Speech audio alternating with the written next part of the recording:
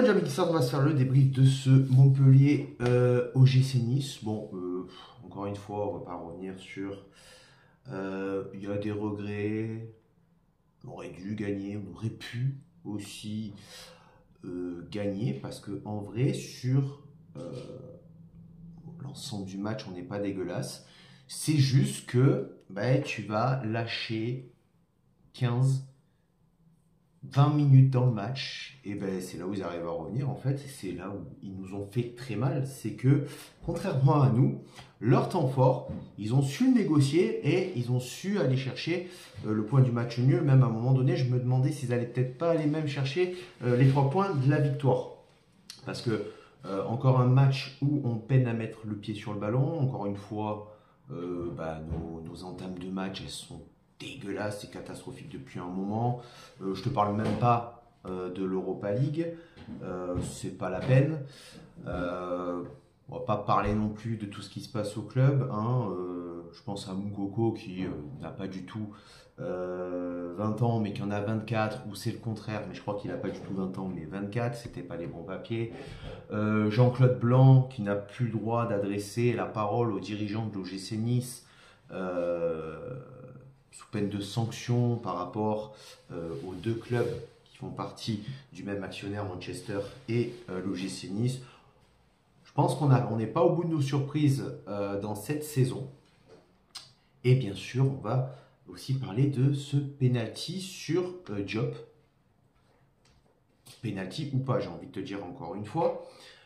En même temps, avec le duo Turpin-Frappard, je pense qu'à eux deux, c'est le couple qui peut enculer toute la Ligue 1 sans aucun problème et sans aucun regret. Vraiment, je pense que c'est vraiment le duo que tu ne dois pas faire cohabiter au sein de l'arbitrage français dans un seul et même match. Alors certes, le ballon, Diop ne pouvait pas l'avoir. Mais quand même, le joueur montpelliérain vient s'essuyer la semelle bien profondément sur le pied de Diop. C'est une action dangereuse, c'est une action qui peut emmener une blessure. Avec l'OGC Nice, on est, je pense, assez rempli en termes d'infirmerie et Diop n'est pas à sa première blessure depuis qu'il a rejoint le club. Donc en fait, à partir du moment où un joueur adverse ne peut pas récupérer le ballon, tu as le droit de l'enculer à tout moment. En fait, tu peux le tuer. Tu peux le tuer, il y aura... Allez, à la limite, pas penalty. Ok, pas penalty. Et il y a au moins un jaune. Il y a au moins un jaune pour action dangereuse sur Sofiane Diop. Donc après, on a ce but magnifique qui va dans la foulée de Gaëtan Laborde. D'ailleurs, ça me fait plaisir qu'il ait marqué contre son ancien club. Non, parce que Montpellier, je peux plus. Vivement que vous... Franchement, j'ai rien contre les Montpelliérains, les supporters, mais votre club, je peux pas. Donc vivement que vous descendez en Ligue 2.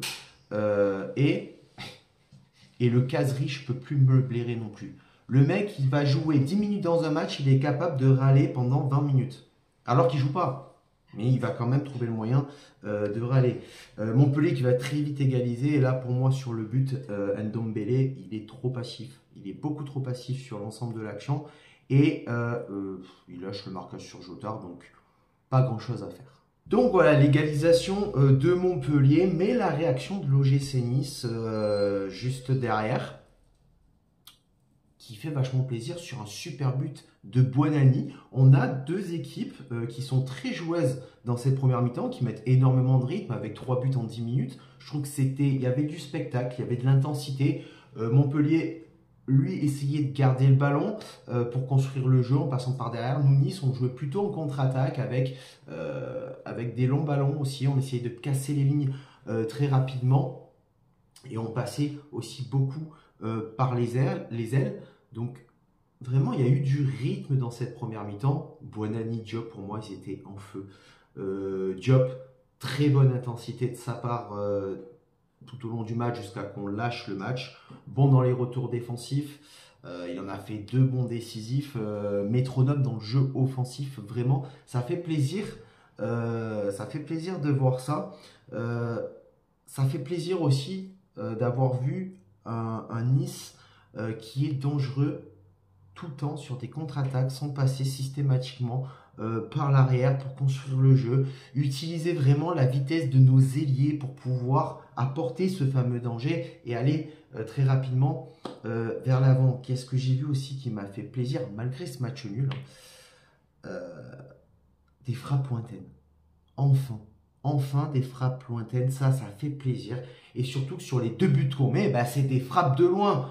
À chaque fois, toujours aller au plus près du but. Et ça, c'est ce qu'on a vu en deuxième mi-temps. En deuxième mi-temps, c'est ce qu'on a vu. En deuxième mi-temps, on a un petit peu fait l'inverse de ce qu'on a fait de bien en première mi-temps.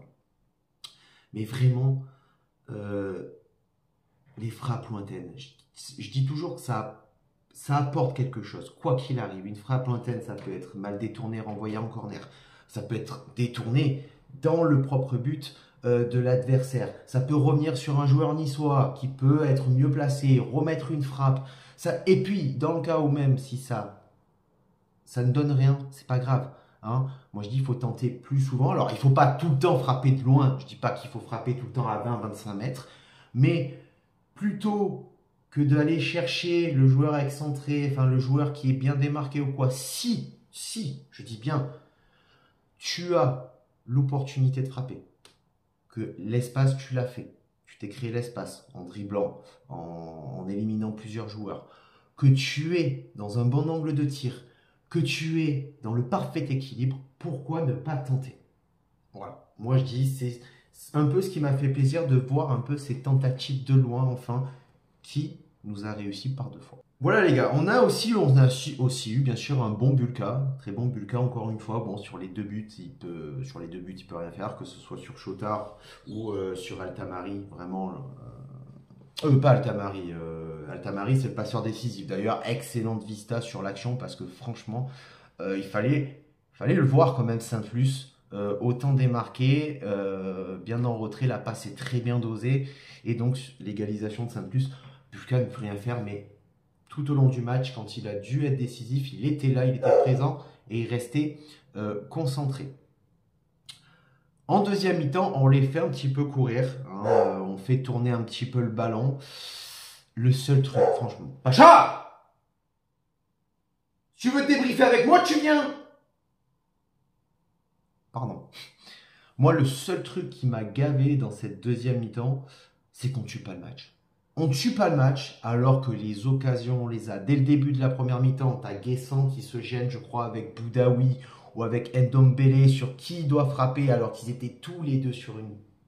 Franchement, il y avait l'espace, il y avait le trou pour tirer sur une frappe juste avant, je crois, de Diop qui est contré, qui revient bien et dans les pieds du joueur. Mais tu as Guessant et Ndombele qui se gênent et du coup, ben, ça donne rien.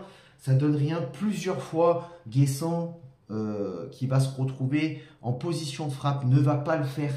Rarier-Silé, il y est en fin de match aussi, à la 87e, 88e minute. Il se trouve en position de frappe et il va encore pousser le ballon un peu plus loin, tenter le décalage de plus pour essayer de se trouver dans une meilleure position. Puis au final, ben, il se retrouve dans une position moins bonne. Ben, donc du coup, il ne peut pas frapper. Et ça, il y en a eu pas mal. Il y en a eu pas mal tout au long du match. Et moi, ce qui me fait chier, c'est ça. Parce que derrière, tu vois, Montpellier, ils ont leur temps fort. Nous, on recule énormément. On fait de plus en plus d'erreurs techniques sur des relances de balles, sur un ajustement. On cafouille énormément en défense quand Montpellier est dans notre surface de réparation. Et on recule, on baisse le pied. Et ben, ça loupe pas. Montpellier va venir égaliser dans ce regain d'espoir qu'ils ont depuis quelques minutes. Ça fait un moment que ça arrive que Montpellier va à l'abordage, arrive à nous mettre en danger. C'était difficile pour eux au début. Et voilà, du coup, qu'est-ce que ça fait? Ça se paye et tu rentres au vestiaire. Enfin, le match se termine. Match nul. Match nul. Alors, l'égalisation de Montpellier, elle est méritée. Au vu des dernières minutes, à partir du moment où ils ont récupéré le ballon, ils ont su nous mettre en danger. Franchement, c'était mérité l'égalisation. Ce que je serais allé dire jusqu'au point Il mériterait de gagner le match. Peut-être pas, mais l'égalisation était largement méritée. On perd encore 2 points très précieux au classement. On arrive à la trêve, là, c'est la mi-saison quasiment. Ça va faire du bien à tout le monde. Je pense qu'il nous reste la Coupe de France face à Corte, qu'il va falloir impérativement gagner, pas parce que c'est la Coupe de France et qu'on n'a plus rien à jouer en Europe, non, parce que c'est Corte. Moi, je te le dis, c'est un club corse et c'est un club qui est en je sais pas combien de divisions. Sur l'équipe, quand tu regardes, il n'y a même pas le fanion du club, tellement que voilà. Donc, il va falloir terminer sur cette bonne note, une bonne qualification, et on va pouvoir retravailler après les fêtes de fin d'année et essayer de faire quelque chose de mieux en termes de résultats, en termes d'efficacité et surtout en termes de blessures.